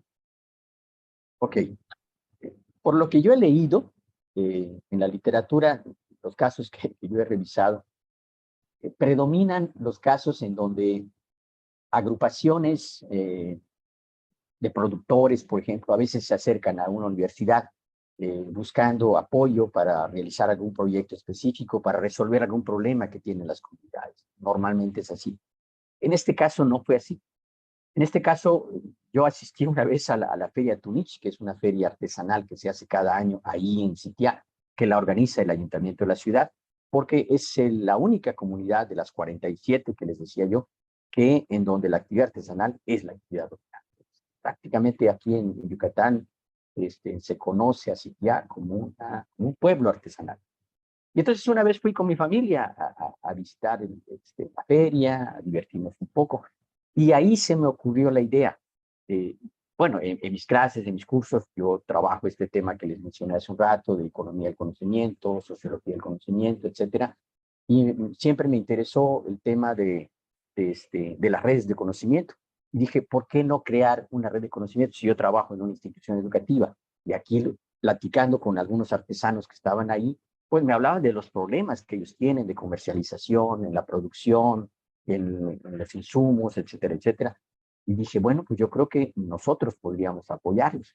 Y ahí fue donde surgió la idea de crear la red de conocimiento. Y bueno, lo que hice fue los siguientes tesistas que me llegaron, les traté de vender la idea, les dije, ¿saben qué? Miren, tengo esta idea, ¿qué les parece? ¿No les gustaría trabajar en una comunidad cercana? El tema que me interesa es este. Los cursos que yo doy, además, son cursos sobre estos temas, ¿no? Sobre desarrollo sustentable, sobre economía, pero economía más hacia lo social, economía social, etcétera, ¿no? También doy un curso de innovación y desarrollo económico, etcétera. Entonces, me han interesado estos temas. Yo se los compartí a los jóvenes, ellos aceptaron y así fue como iniciamos. Y poco a poco en el desarrollo del proyecto fueron surgiendo otros temas, ¿no? Como les decía yo, al principio yo solamente pensé en trabajar con los talleres, pero después me di cuenta que lo que pasa en los talleres no depende solo de los talleres, depende de cómo le va a toda la comunidad también.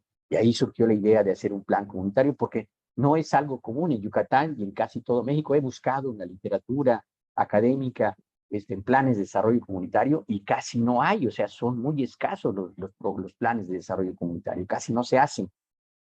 Entonces dije, bueno, vamos a hacer uno aquí y a ver cómo nos va. Y ha sido muy gratificante porque eso promovió mucho la participación de la gente, ¿no?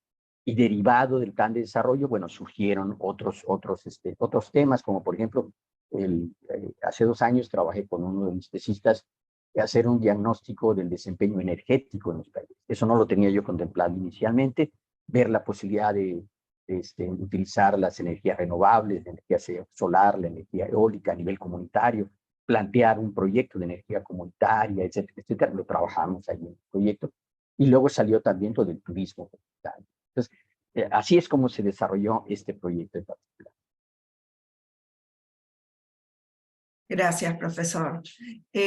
Otra consulta es, ¿se usa algún mecanismo para concientizar a la población sobre la importancia de la cohesión social para la solución de cualquier tipo de problemática?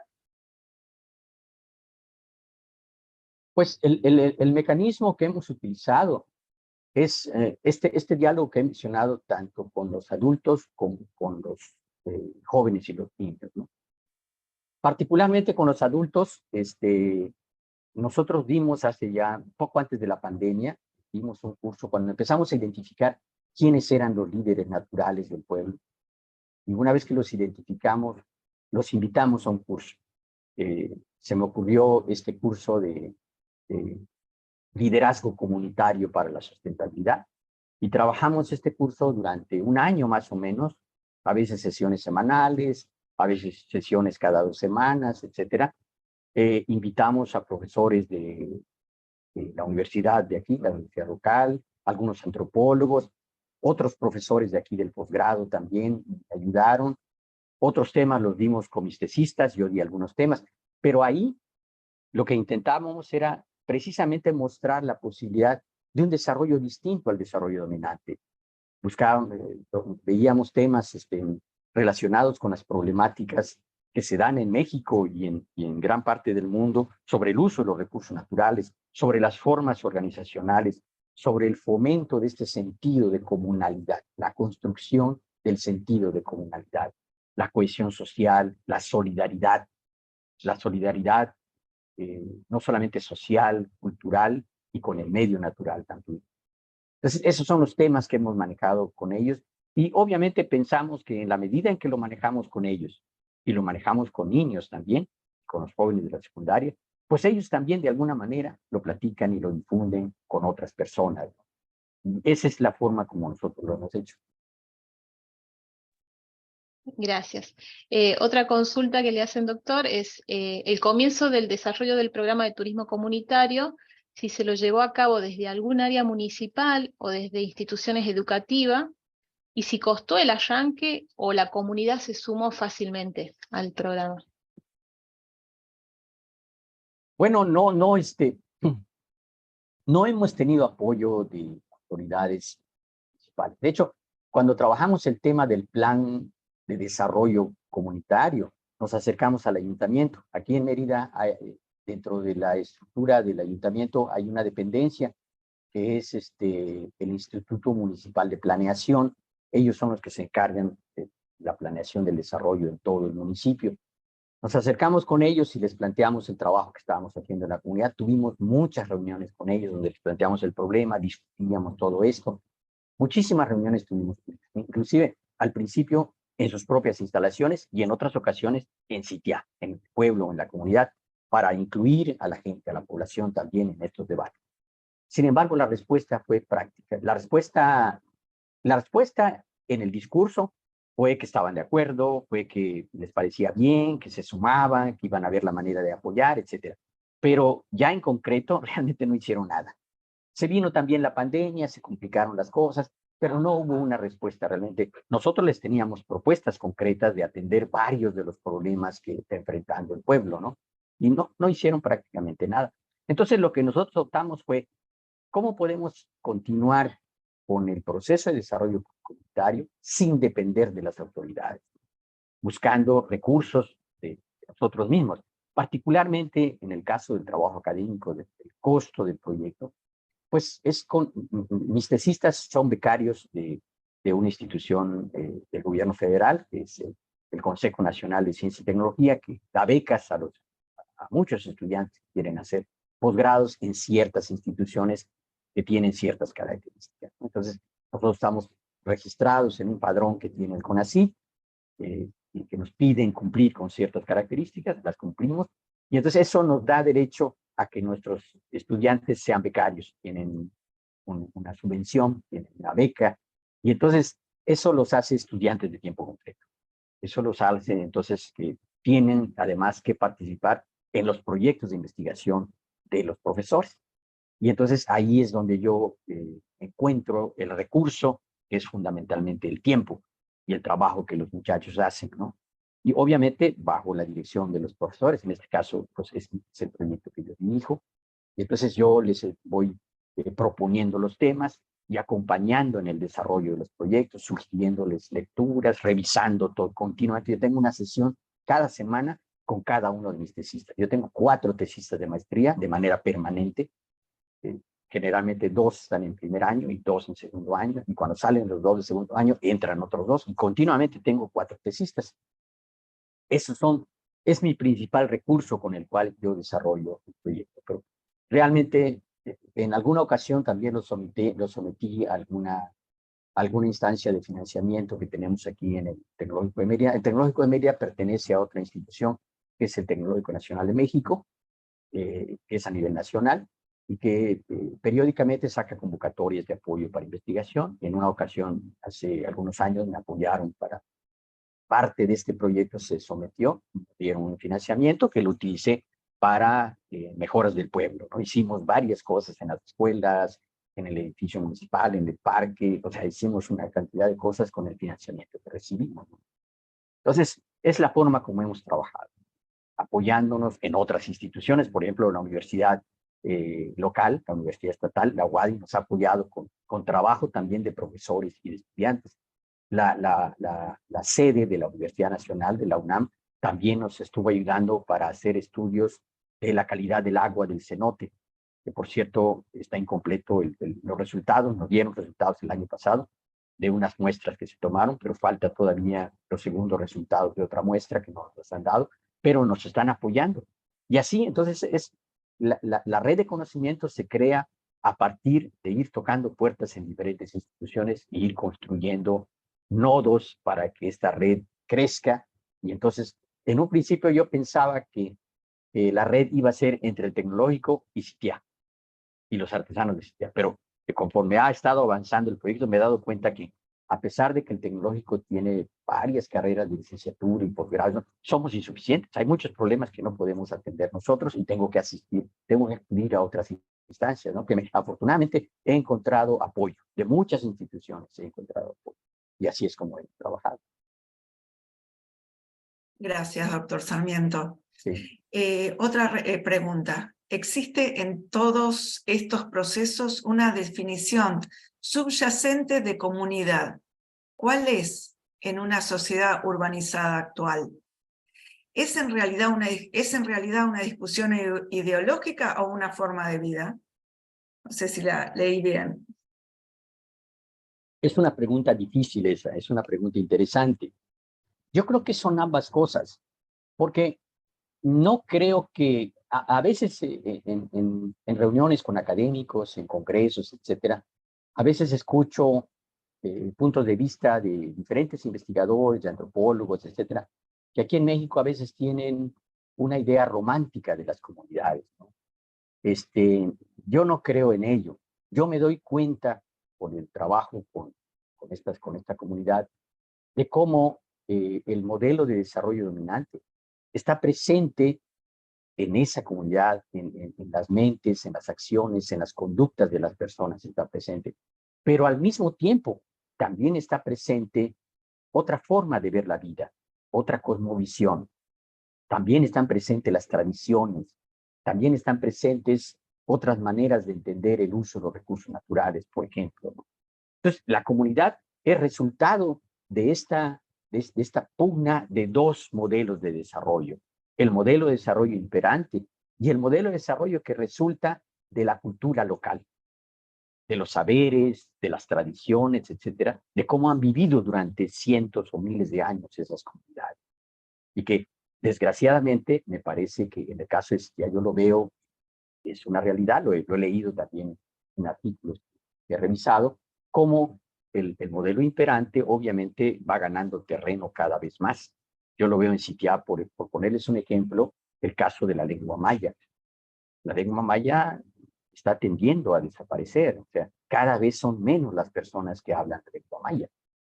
Y aquí en Yucatán, hace 50 años, por ejemplo, la lengua maya se hablaba muchísimo más, en una mayor proporción de lo que se habla actualmente. ¿Qué es lo que ha estado pasando? Bueno, lo que ha estado pasando, por un lado, es que hay grandes flujos migratorios del interior del estado hacia la capital. Gente que con la finalidad de mejorar económicamente, ante el abandono del campo, ante las políticas neoliberales que se han implementado, que han abandonado al campo, pues entonces la gente del campo viene a Mérida para trabajar como albañiles, como jardineros, etcétera, como veladores, etcétera. Y bueno, piensan que van a tener mejores oportunidades de vida, ¿no? Que no siempre es así, pero bueno, eso es lo que los lleva a salir de sus comunidades, ¿no? Pero en ese proceso entonces hay una enorme pérdida de la cultura local, porque nos damos cuenta que, por ejemplo, la gente mayor que llega, los adultos, a veces adultos jóvenes que llegaron hace 20, 25 años a Mérida y tuvieron sus hijos en Mérida, ellos sí manejaban, sí hablaban, o si no hablaban, cuando menos entendían la lengua maya. Pero sus hijos ya ni la hablan ni la entienden. Entonces se ha perdido la lengua maya, y cuando se pierde la lengua maya, se pierde un conjunto de saberes muy importantes, ¿no?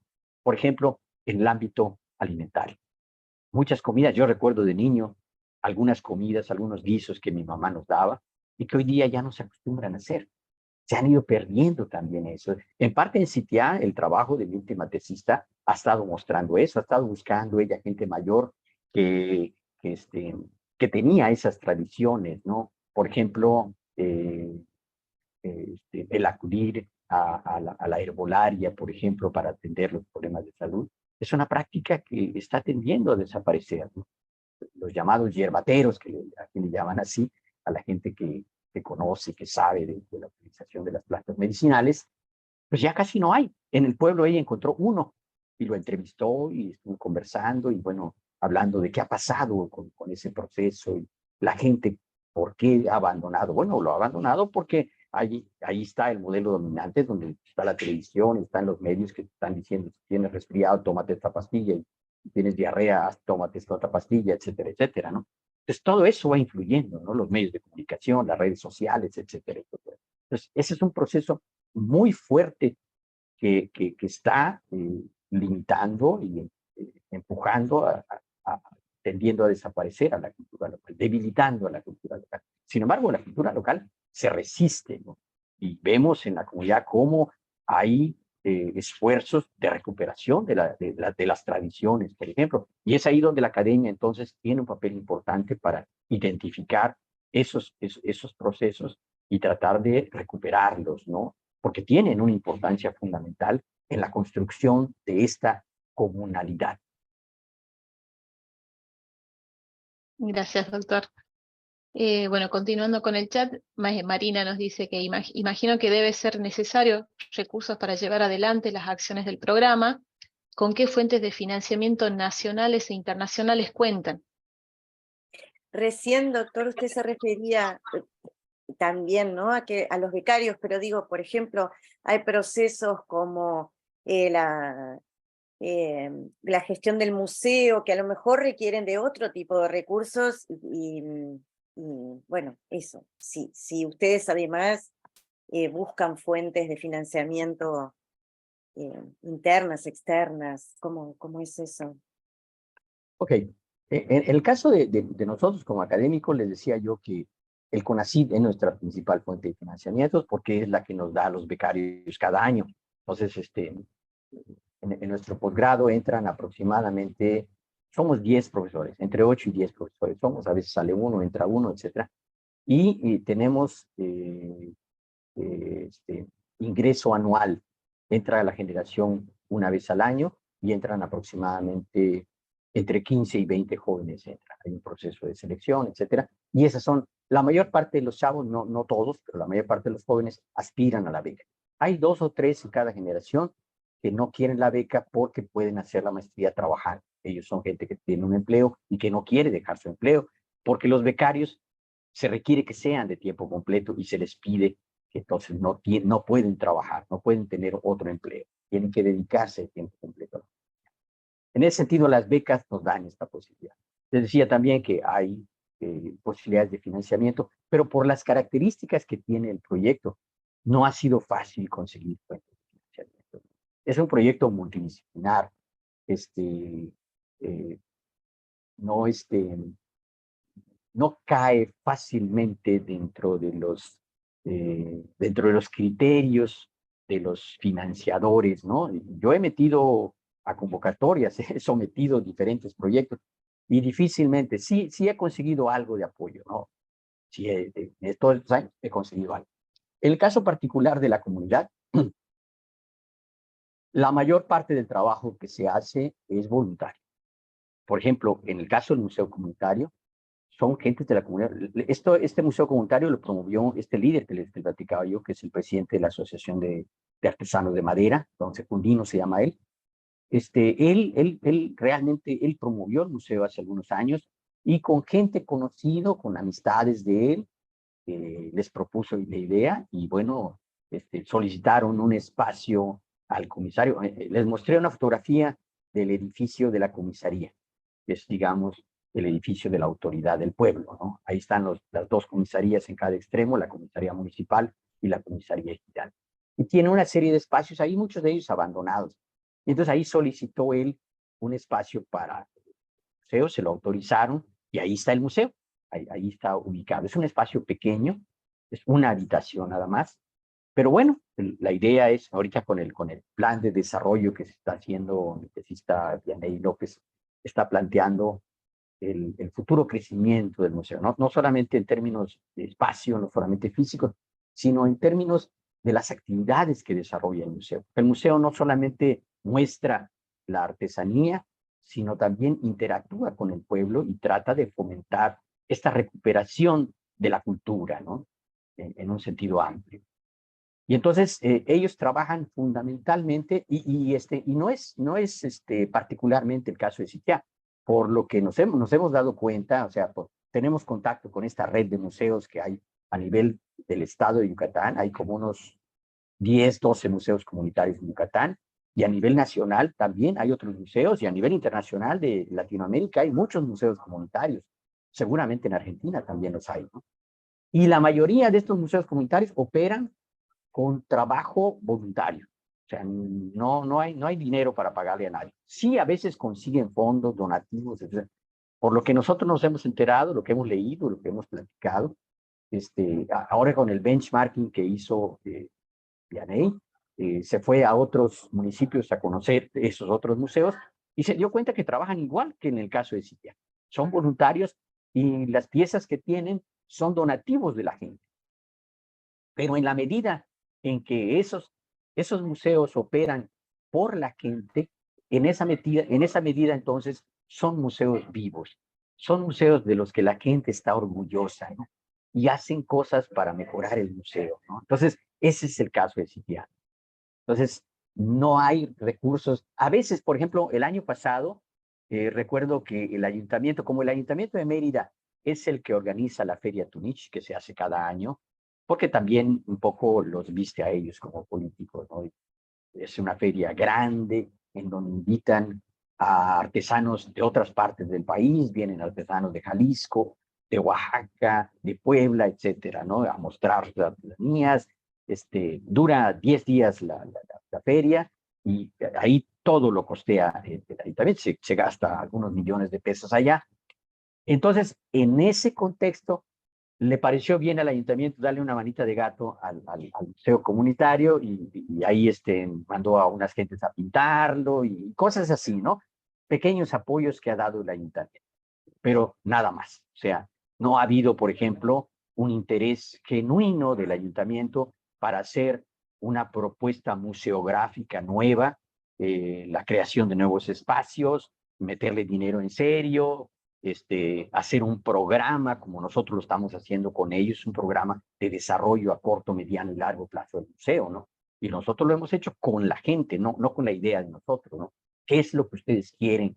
¿Cómo les gustaría ver su museo dentro de 10 años, dentro de 5 años, ¿no? ¿Qué necesitamos hacer desde ahorita? ¿Qué necesitamos empezar a hacer para que dentro de 10 años esos sueños de ustedes se conviertan en realidad, ¿no? Eso es lo que estamos haciendo con ellos. Excelente. Gracias, doctor. Otra pregunta del chat. Hoy, ¿en qué situación de acción se encuentra el programa? Buena pregunta. Nos queda muy poquito de tiempo, tengo miedo que se nos cierre la sala, ¿no? Porque termina a las 16, quizá nos podemos extender unos 5 minutitos. Ok. Nos quedan creo que 2 preguntas más, ¿no? Y después hacemos como el cierre. Muy bien, la contesto rápidamente. El programa de turismo comunitario tiene 4 años, 4 o 5 años, ¿no? Son 2 tesis que se han hecho. Ahorita está terminando la segunda tesista, que es la segunda parte que les mostré, que ya no terminé de mostrar la última parte, pero ya les mostré la mayor parte, ¿no? De lo que estamos haciendo. Y ahí nos encontramos en ese proceso, por ejemplo, de fortalecimiento de la cultura, fundamentalmente con el museo, con los artesanos y con las escuelas.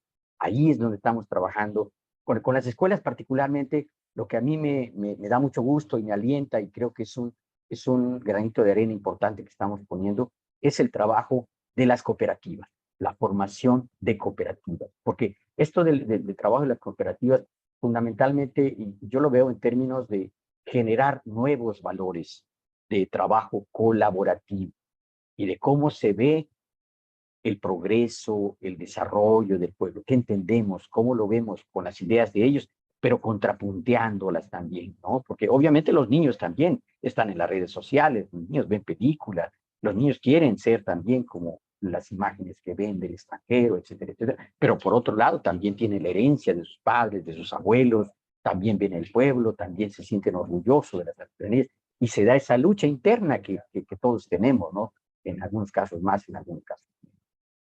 Eso es lo que podría yo decirle en esta pregunta.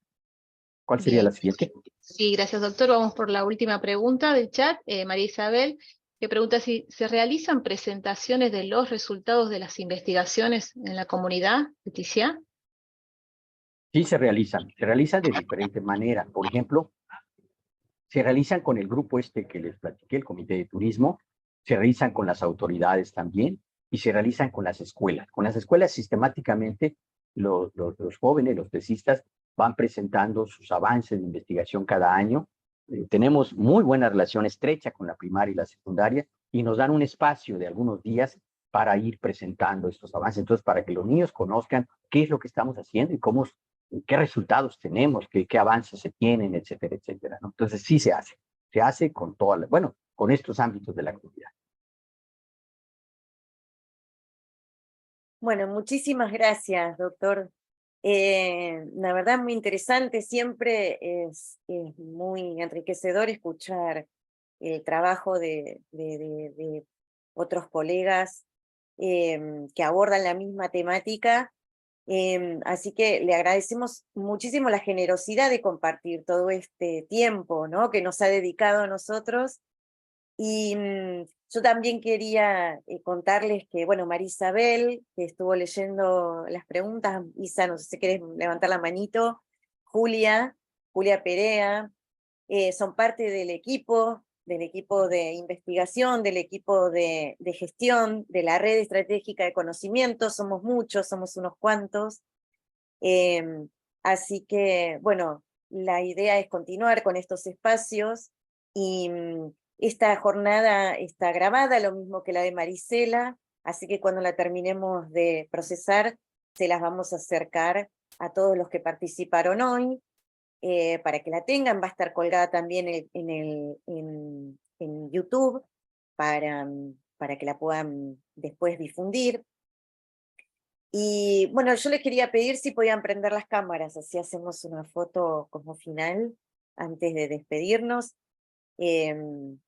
Y por supuesto también agradecerles a todos los que participaron, que estuvieron presentes, bueno, que se quedaron. Así que, bueno, muchísimas gracias a todos.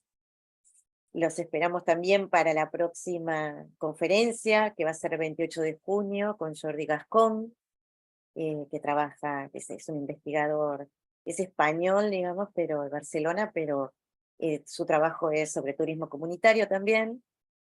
Es algo que a nosotros nos interesa mucho seguir desarrollando, y porque también consideramos, o sea, tenemos esta línea común hasta ahora de todos, de considerar como una estrategia de revalorización del patrimonio rural, del fortalecimiento de la identidad de los pueblos, que es el punto de partida, digamos, para trabajar cualquier otro trabajo, cualquier otra línea de trabajo posible que se ocurra, ¿no? Que ocurra. Así que bueno, muchísimas gracias a todos, un placer. Gracias a ustedes, muchas gracias. Gracias por Muchas su gracias. tiempo, por haberme escuchado. Gracias. Por favor. Buenas tardes. Buenas tardes.